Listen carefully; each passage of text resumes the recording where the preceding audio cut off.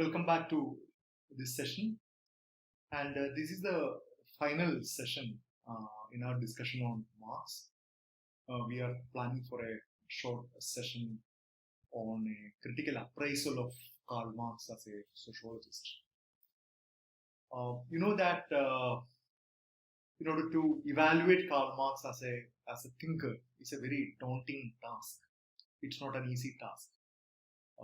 Because he is one of the most profound social thinkers that humanity has ever witnessed. A person whose academic scholarship, political life, and personal life really it has very few parallels in the human history in terms of the breadth of his scholarship, the kind of profound impact that Karl Marx was able to exert on human history. Because he was not only a theorist, he was a political activist.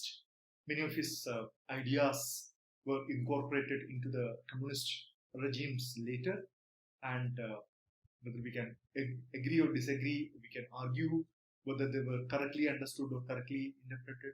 But for a long time, till the demise of Soviet Union, until the disintegration of Soviet Union in 1990s, till the fall of Berlin Wall, Marx really represented the ideological face of a very important political ideology. He represented the face of a political movement. He represented the face of a very important analytical school, the Marxian school, and his impact, his profound impact on a wide variety of social realms or wide variety of facets of society is something unparalleled, both as an activist, as a scholar, as a historian, as an economist, as a sociologist. So it's very difficult for us to to come to some kind of an evaluation of Karl Marx as a sociologist. So I will be you will find quite a lot of evaluations, quite a lot of assessment on Marx, and quite a lot of these assessments are heavily influenced by the political ideology. The scholars who describe themselves as Marxists, or scholars who have a kind of a ideological leanings towards Marxist methodology, are more sensitive to Marx, or they are more accommodative of Marx. They are more they try to justify the Marxian positions, whereas those who oppose to this political ideology or even academic orientation will be extremely vehement in their criticism of Marx. So here I have borrowed two paragraphs from a book by Jonathan H. Turner on social theory, which he kind of summarizes the contributions as well as the critical points of Karl Marx, and why should the sociologists still read Marx. And you know that the Marxian contribution, it perverts the realm of economics, history, sociology, political science. But since I'm talking to students of sociology, I'll be limiting myself to the criticisms of Marxian criticism from the perspective of sociology. So it's Jonathan Turner. Why should sociologists still read Marx? After all, have not most of his predictions about revolutions and spread of communism failed to materialize? Of course, if you look into the Marxian theory of social change, we know that he was quite categorical. He was quite sure about, absolute about the course of world history. Okay? He saw it as different stages, and he analyzed the capitalist state of economic system, and he was completely convinced that this capitalism has its own seeds of its destruction. It will collapse. It will crumble under the weight of its own contradictions, and it will eventually move to a post-capitalist era, which could be termed as socialist and finally as communism. But we know that nothing of that sort happened. The kind of revolution that Marx predicted did not come true in most of the places. And in places where communism was the state ideology, the kind of socialist economy was persisting for a long time, like Soviet Union, it finally had to crumble down, and the economy gave way to a capitalist mode of production. And capitalism seemed to be the most resilient one. It is able to reinvent itself. So quite a lot of predictions of Karl Marx have not come true. The communist revolution by the proletariat never really occurred. The class structure of capitalist system did not polarize. Okay, the famous argument of Marx that there will be a class polarization taking place. From transition from class in itself to class for itself, that did not take place. We could even now, in retrospect, we could argue that Marx, the Marxian understanding of class was rather oversimplified. He could not foresee the kind of tremendous transformations, tremendous complications in the that would have taken place in the capitalist society later. The state did not wither away in communist countries. Indeed, only when they turned capitalist, the state became more powerful. The state became more absolutist. The state never kind of represented the wishes of the people. In most of these communist societies, it turned out to be dictatorial. And the ordinary people, the peasants, the workers, their situation was nothing very enviable. And the world has become more capitalist rather than communist. Some contemporary sociologists continue to hold out, arguing that as the capitalism goes completely global, the contradictions in the system will finally emerge and usher in communist revolution.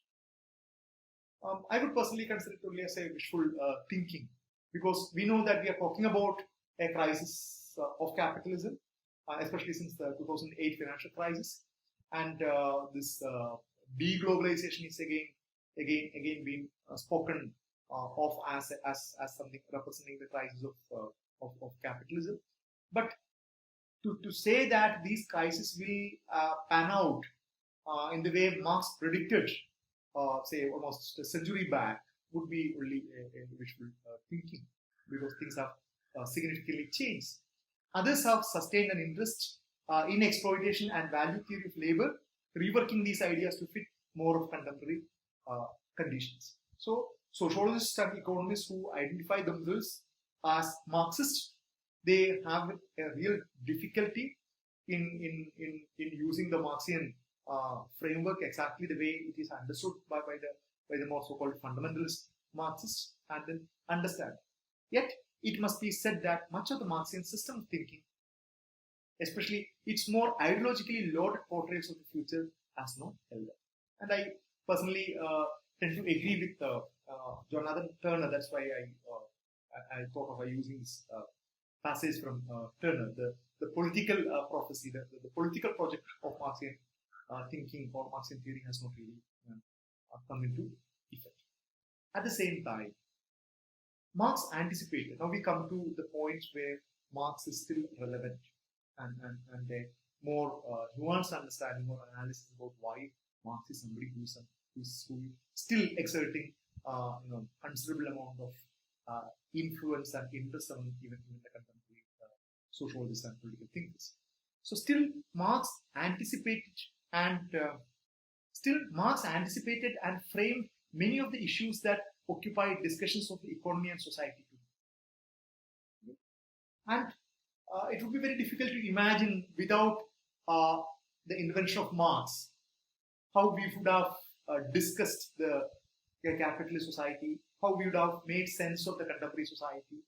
It's very difficult to imagine, because the arguments of Marx, the central arguments of Marx, the kind of concepts and categories that he put forward, the analytical framework that he presented to us, has become so commonplace. It has become so influential that it has it has permeated across the schools of those who agree with Marx and those who do not agree with Marx. A host of anticipated framed and issues that occupy discussions of economy and society today. Marx saw, more than any other scholar of the last century, that economy is the driving force of society. And he predicted that capitalism would spread, or in today's vocabulary, become a global force.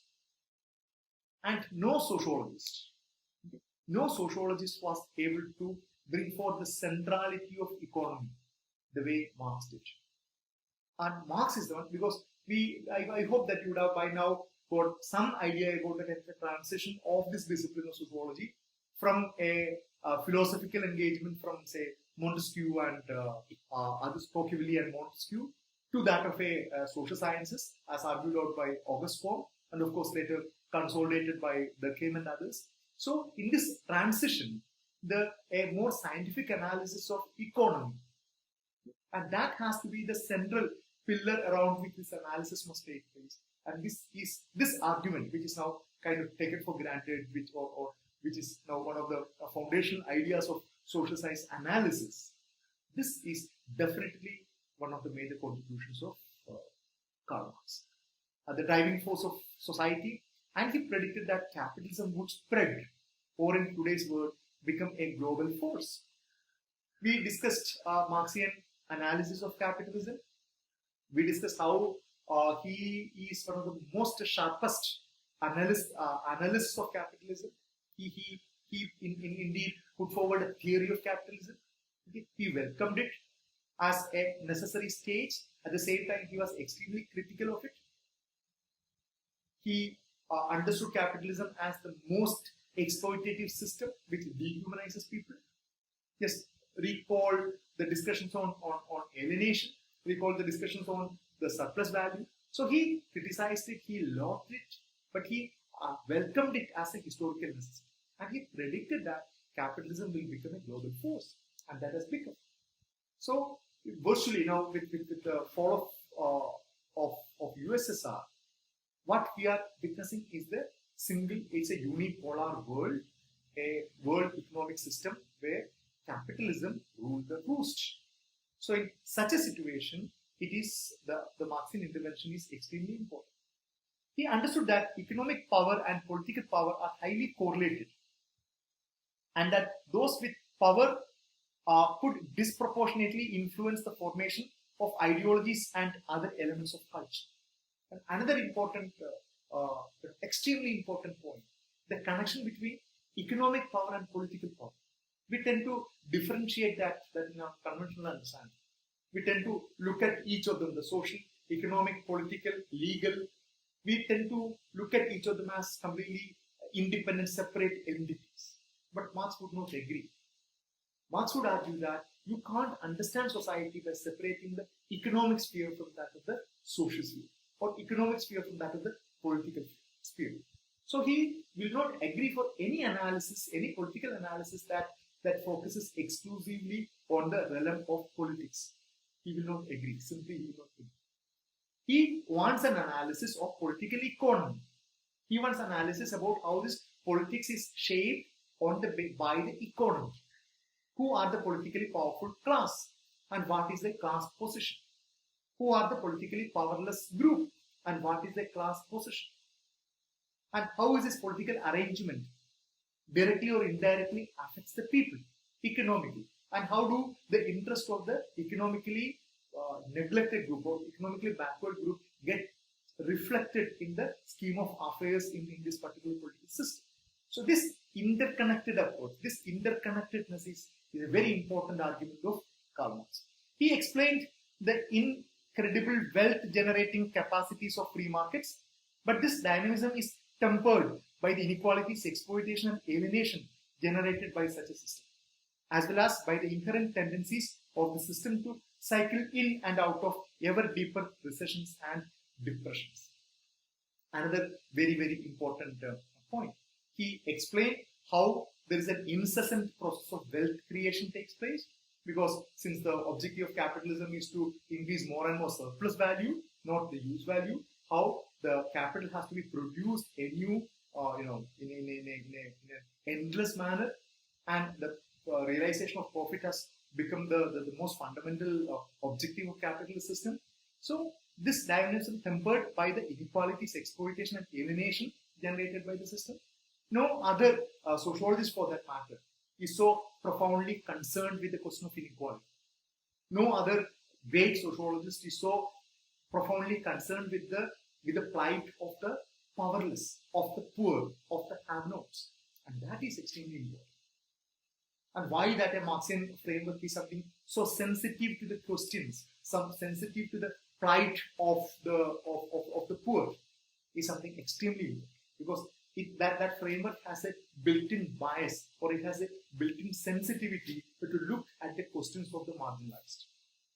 And in a contemporary society like ours, where inequality has only increased, the inequality has only increased, the gulf between the rich and the poor has only increased, Marx is an important reminder.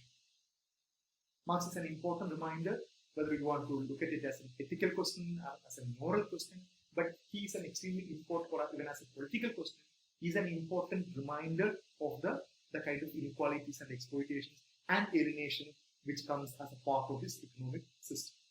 And as well as by the inherent tendency of the system to cycle in and out of ever deeper recessions and depressions.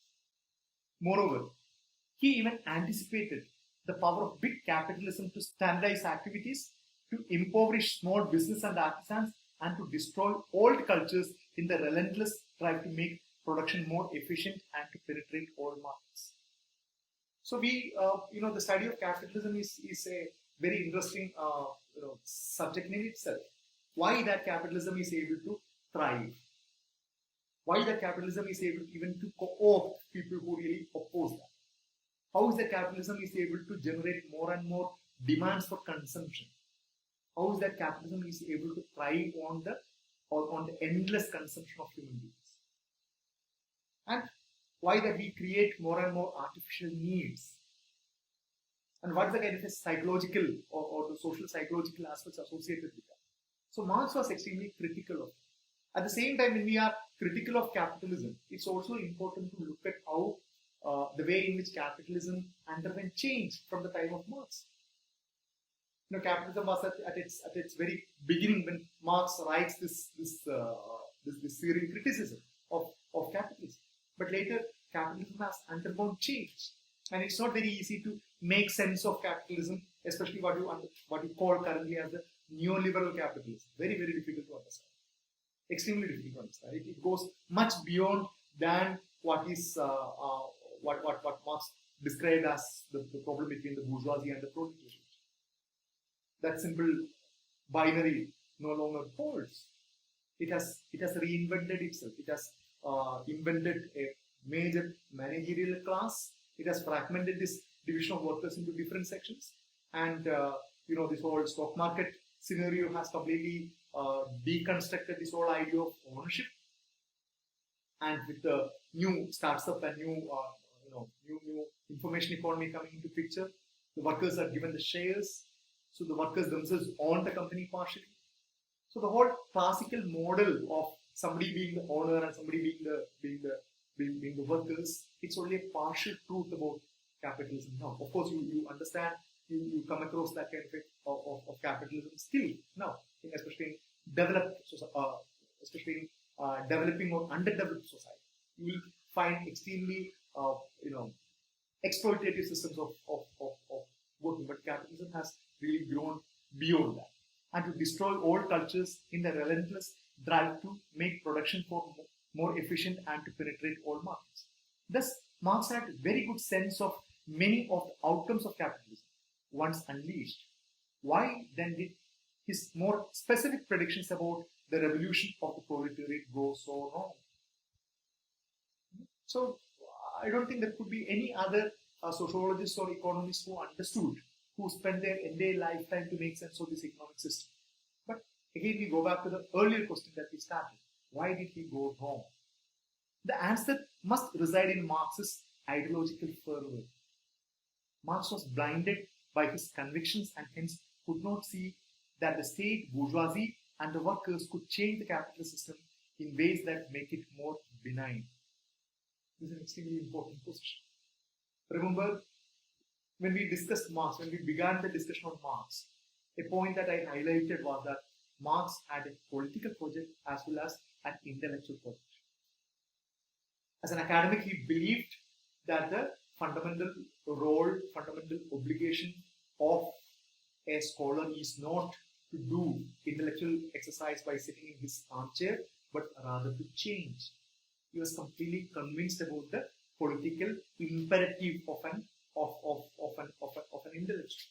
So his ideological fervor, his commitment to overthrow the capitalist system, his commitment to see a world which is more egalitarian, and this ideological commitment, many people, or especially people like Jonathan Turner, argues prevented him from having a more objective understanding about the society, a more open understanding about the society that he sees.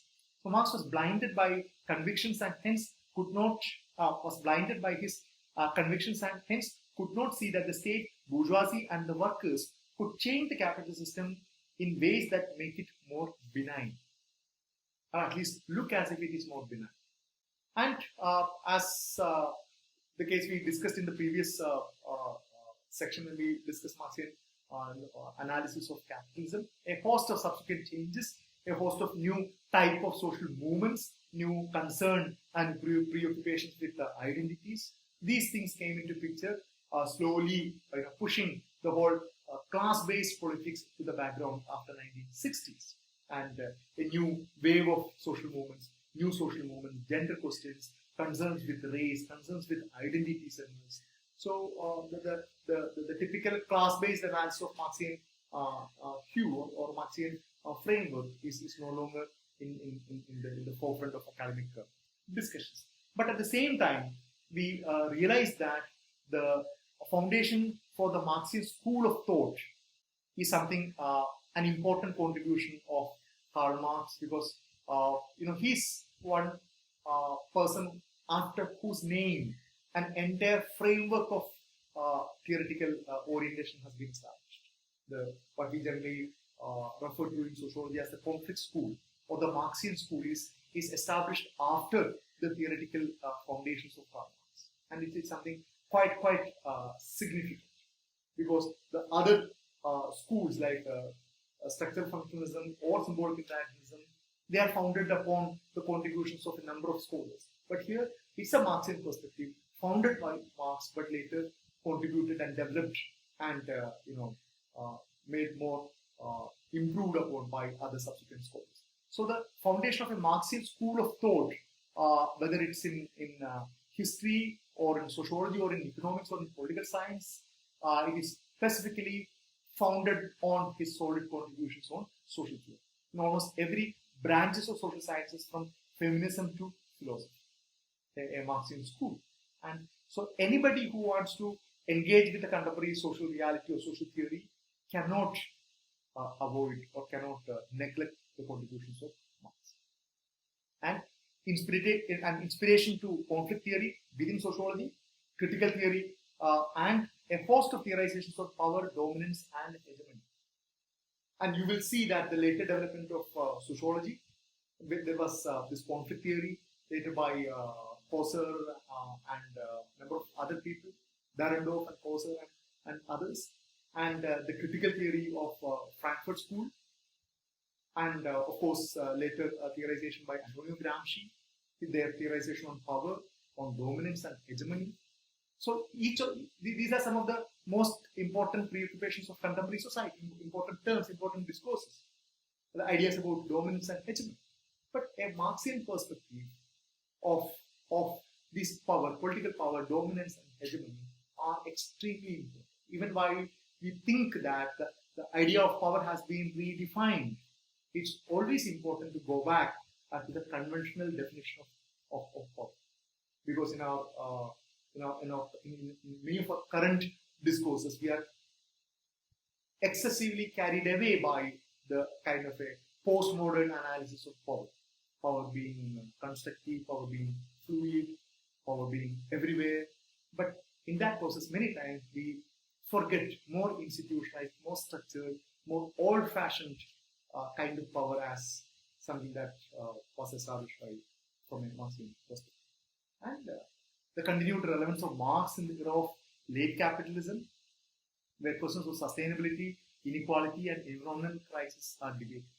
Now, whenever we think about the future of the globe, How are we going to sustain, or this growth of economic activity, is it sustainable? Or can we continue with this kind of production consumption? Do we have sufficient resources in order to support us? Or why that we are becoming more and more greedy? Why is that our demands are becoming endless? Why that our consumption is going up again and again? Why that we are becoming least concerned about an equitable distribution of wealth? Why is that we are becoming increasingly insensitive to the plight of the vast majority of the people? In all these discussions, Marx will emerge as an important figure. When we discuss about inequality, when we discuss about the future of capitalism, when we discuss about the sustainability, about the environmental crisis, in all these discussions, Marx will emerge as an extremely important reminder. You can disagree with him. Of course, nobody is expected to agree with Marx in total. Then it becomes a kind of blind belief. Academics is not supposed to be a blind belief. You're supposed to, leaving aside your ideological inclination, you're supposed to have a very, very, very brutally honest assessment of a scholar, and the political affiliation comes only later. And once you do that, you remember the central role played by Karl Marx in some of the most substantive areas of human concern. He was a person who had extremely serious concern for the poor, the questions of equality, questions of exploitation, questions of poverty, and a person who lived his life to explore these kind of very, very unsettling kind of questions. So we will conclude the class here, and studying Marx has been a fascinating experience for me. I hope many of you will also find the discussion on Marx interesting, because irrespective of the ideological position, the life of Marx was inspirational. The life of Marx as an academic is inspirational. The life of Marx as a political activist is inspirational. His commitment, his hard work, his love for humanity is something very, very important. So I would urge you to read more on Marx, read some of his original works, read his other published works on Marx. So it's going to be an extremely rewarding exercise. So we are winding up the discussion on Marx. We will proceed with Emil in the next class, in our discussion on the classical sociological themes. Thank you.